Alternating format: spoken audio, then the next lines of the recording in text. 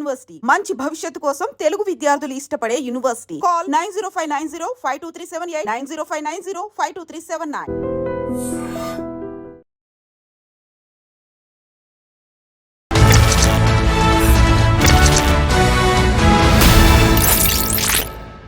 అందరికీ నమస్కారం. నేను Swaroopa Potlapalli. Welcome to I dream. పవిత్రమైన ప్రేమ అర్థం మారిపోతోంది.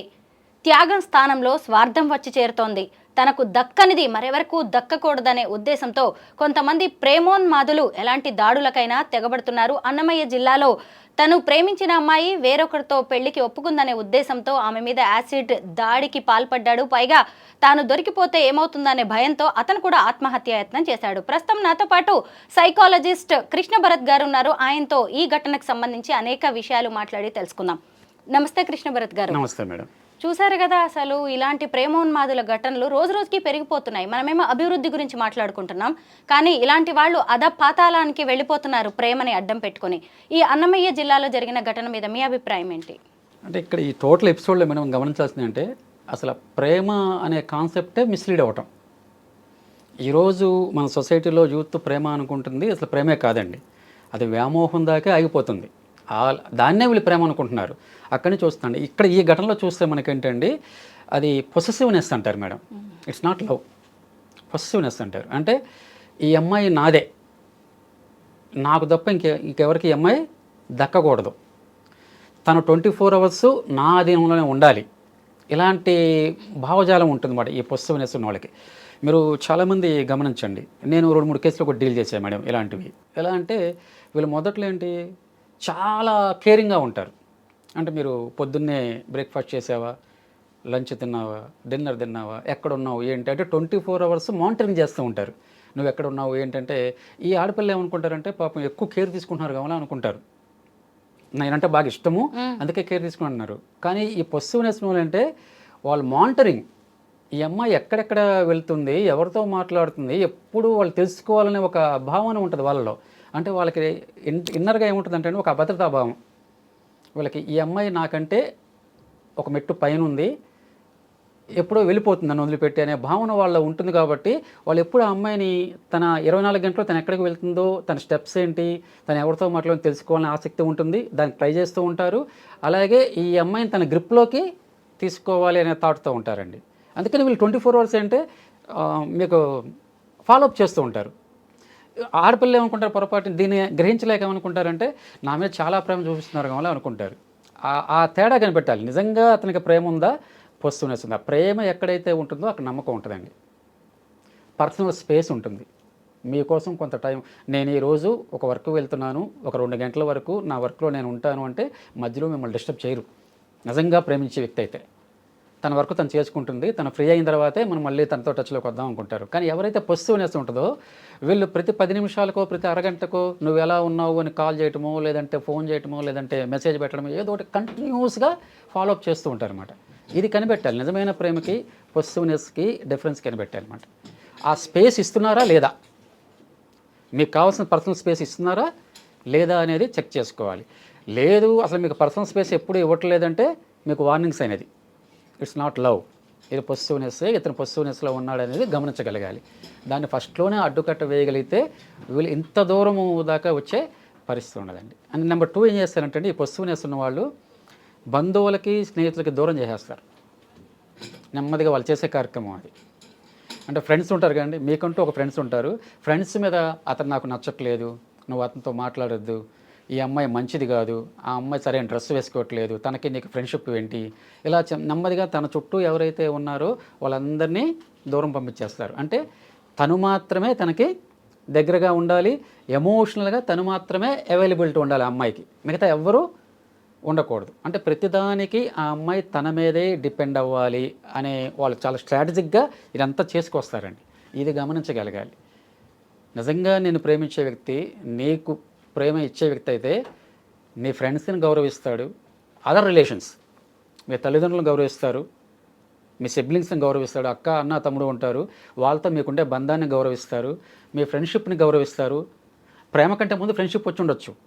ఇప్పుడు మీ క్లోజ్ ఫ్రెండ్ ఉన్నారనుకోండి, తను 10 సంవత్సరాల నుంచి మీకు ఫ్రెండ్, చైల్డ్హుడ్ నుంచి ఫ్రెండ్, ప్రేమించిన వాడు ఈరోజు వచ్చాడు, మీ ఇద్దరి మధ్య బంధం మరో లెవెల్కి వెళ్ళి ఉండొచ్చు, కానీ ఫ్రెండ్షిప్ 10 సంవత్సరాల క్రితం స్టార్ట్ అయింది కదా, దాన్ని గౌరవిస్తాడు ప్రేమించిన వాడైతే. ఎవరైతే పొస్సివ్నెస్ ఉంటుందో అతను ఆ అమ్మాయిని దూరం చేయడానికి ట్రై చేస్తాడు.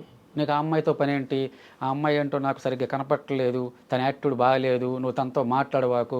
ఒకవేళ ఇన్ కేసు ఆ అమ్మాయి మాట్లాడితే ఎమోషనల్ బ్లాక్మెయిల్ చేయటము, తన్ని ఆ లవర్ని ఎమోషనల్ బ్లాక్ చేయడం, ఇలాంటివన్నీ ఉంటాయండి. ఇవి గమనించాలి. ఇవి గమనించి తొలిలోనే కట్ చేయగలిగితే వీళ్ళు సేఫ్గా ఉంటారు. లేదు వీళ్ళు దీన్నే ప్రేమ అనుకుని నా మీద అతి ప్రేమ చూపిస్తున్నాడు, నేనంటే అసలు అతని ప్రాణము దేవత అంటున్నాడు అని వీళ్ళు ఫీల్ అయ్యారంటే చివరికి పర్యవసనాలు ఇలాంటివి చూడాల్సి వస్తుంది మేడం. ప్రేమ అనేది జీవితంలో ఒక భాగం మాత్రమే, ప్రేమే జీవితం కాదు. కానీ కొందరు ఈ సత్యాన్ని ఎందుకు తెలుసుకోలేకపోతున్నారు కృష్ణ భరత్ గారు?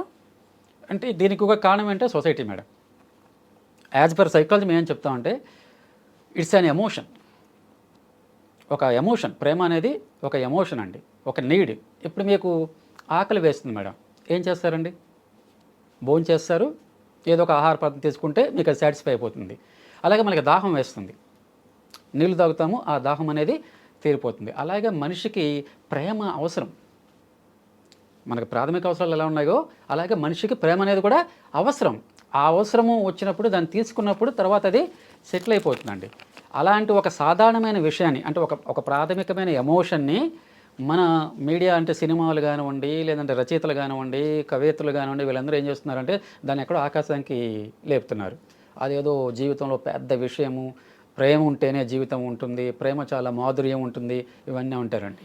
సైకాలజిస్ట్గా మేమైతే ఏం చెప్తామంటే ప్రేమలో నథింగ్ బట్ ఏమీ లేదు. ఇట్స్ ఏ కెమికల్ కాక్టైల్, రసాయనాల సమ్మేళనం, అనేక హార్మోన్ల యొక్క రియాక్షన్ ఫలితమే ప్రేమ. ఆ హార్మోన్ల యొక్క రియాక్షన్ కొంతకాలం ఉంటుంది, తర్వాత తగ్గిపోతుంది కదండి. ఆ తగ్గిపోయినప్పుడు ప్రేమ ఆటోమేటిక్గా తగ్గిపోతుంది. ఇది అర్థం చేసుకుంటే ప్రేమకి జీవితంలో ఏదో ఒక విలువైన వస్తువు, అది లేకపోతే మనం బతకలేమనే భావన కానీ, అది ఎవరైనా అంగీకరించకపోతే వాళ్ళని చంపేయాలనే భావన కానీ రాదు మేడం. దాన్ని ఒక కామన్ ఫ్యాక్టర్గా తీసుకోవాలి. ఇట్స్ ఏ క్యాజువల్ ఎమోషన్, ఒక క్యాజువల్ ఫ్యాక్టర్ అనేది తీసుకోగలిగితే ఈ దారుణాలు మనం చూడం. ప్రేమ అనేది మనిషి జీవితాన్ని ఎంతో ప్రభావితం చేస్తుంది. అయితే ఈ ప్రేమ అనేది ప్రేమించడం కావచ్చు, చంపడమా చావడమా, ఈ రెండే ఆప్షన్స్గా కనిపిస్తున్నాయి. సూర్యాపేట జిల్లాలో జరిగిన ఈ ఉదంతం గురించి కూడా మనం మాట్లాడుకోవాల్సిందే. ఎందుకంటే భార్గవి కృష్ణ అనేవాళ్ళు ప్రేమించుకున్నారు, పెళ్లి చేసుకున్నారు, ఇద్దరి సామాజిక వర్గాలు వేరు, 4-5 నెలలుగా చక్కగా కలిసి ఉంటున్నారు. మరి తల్లిదండ్రులు వాళ్ళని అలా బతకనివ్వచ్చు కదా. కులం పేరుతో, పరువు పేరుతో ఆ అబ్బాయిని దారుణంగా చంపేశారు. ఇప్పుడు ఆ అమ్మాయి భవిష్యత్తు ఏం కావాలండి? అంటే ప్రేమిస్తే చంపేస్తారా? ఇదేనా దానికి పరిష్కారం? ఎట్టి పరిస్థితిలో కాదండి. కానీ దీని మూలం ఎక్కడ మీరు చూడాలి. అంటే ఇలాంటి యాక్టివిటీస్కి దీని మూలం ఎక్కడ చూస్తే మన సంస్కృతి సాంప్రదాయాల నుంచి కొన్ని బిలీఫ్స్ వస్తాయండి మనకి. మీకు మనిషిలో ఇప్పుడు ఒక వ్యక్తి యొక్క మూర్తిమత్వం కానివ్వండి, తన నమ్మకాలు కానివ్వండి, ఎక్కడి నుంచి వస్తాయంటే తన చుట్టూ ఉండే పరిసరాల నుంచి. తను ఎలాంటి ఎన్విరాన్మెంట్లో జీవిస్తున్నాడు, ఎలాంటి మనుషుల మధ్య జీవిస్తున్నాడు అనేది ఉంటుంది. సహజంగా తల్లిదండ్రులు ఏంటండి, వాళ్ళకి పిల్లల మీద ఎంతో కొంత ప్రేమ ఉంటుంది. ఏ తల్లిదండ్రులకైనా పిల్లల మీద ప్రేమ ఉంటుంది, వాళ్ళ కోరికలను కాదనలేని పరిస్థితి ఉంటుంది. ఎక్కువ మంది కాదనలేరు. కానీ ఎక్కడ ప్రాబ్లం వస్తుందంటే వీళ్ళు తమ పిల్లల యొక్క చర్యల్ని సొసైటీ ఎలా చూస్తుంది అని ఆలోచించినప్పుడు మాత్రమే సమస్య. సొసైటీ యాంగిల్లో చూస్తారు, తల్లిదండ్రులుగా చూడరు. ఇప్పుడు వాళ్ళు ఏమనుకుంటున్నారు, మా కులం కాకుండా మరొక కులం అబ్బాయిని ప్రేమించింది కాబట్టి మా పరువు పోతుంది. ఊళ్ళో ఏమనుకుంటారు, మా కులం వాళ్ళు ఏమనుకుంటారు, ఇవి ఎక్కువ ప్రభావం చూపిస్తాయి. తల్లిదండ్రులుగా కంటే కూడా ఈ భావనలు ఎక్కువ ప్రభావం చూపించడం వల్లే వాళ్ళు ఆ పరిస్థితి దాకా వెళ్ళగలిగారు. అంటే ఒక మనిషిని చంపేంత ఒక పరిస్థితికి వెళ్ళగలగటం వెనక కారణం ఏంటంటే ఈ సామాజికంగా వచ్చిన బిలీఫ్స్. అంటే సోషల్ ప్రెజర్ అంటారు మేడం. మనిషి ఎప్పుడు కూడా ఏంటంటే సైకాలజీ ఏం చెప్తుందంటే మీరైనా నేనైనా ఏ మనిషి అయినా మన చుట్టూ ఉండే పరిసరాలతో సర్దుబాటు చేసుకోవడానికి ప్రయత్నిస్తాం. ఘర్షణ వాతావరణం ఇష్టపడం. నేనుండే వాతావరణంలో నేను కూల్గా వెళ్ళిపోవడానికే ట్రై చేస్తాను. మీరైనంతే, నేనైనా అంతే. ఈ సొసైటీలో ఏ మనిషి అయినా తన చుట్టూ ఉండే సొసైటీతో అడ్జస్ట్ అవ్వడానికి ట్రై చేస్తాడు.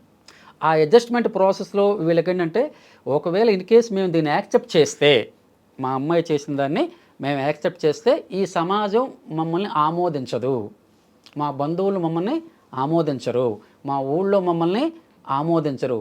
ఈ భావనే వాళ్ళ పాప మీద ఉన్న ప్రేమ కంటే ఎక్కువ పనిచేసి ఈ చర్యకి దిగేట్టుగా చేస్తుంది మేడం. దీన్ని అర్థం చేసుకోగలి మనం. ఎవరైతే తల్లిదండ్రులు ఇది అర్థం చేసుకోగలుగుతారో, కొంతమంది తల్లిదండ్రులు ఉన్నారు చక్కగా ఇన్వైట్ చేస్తున్నారు.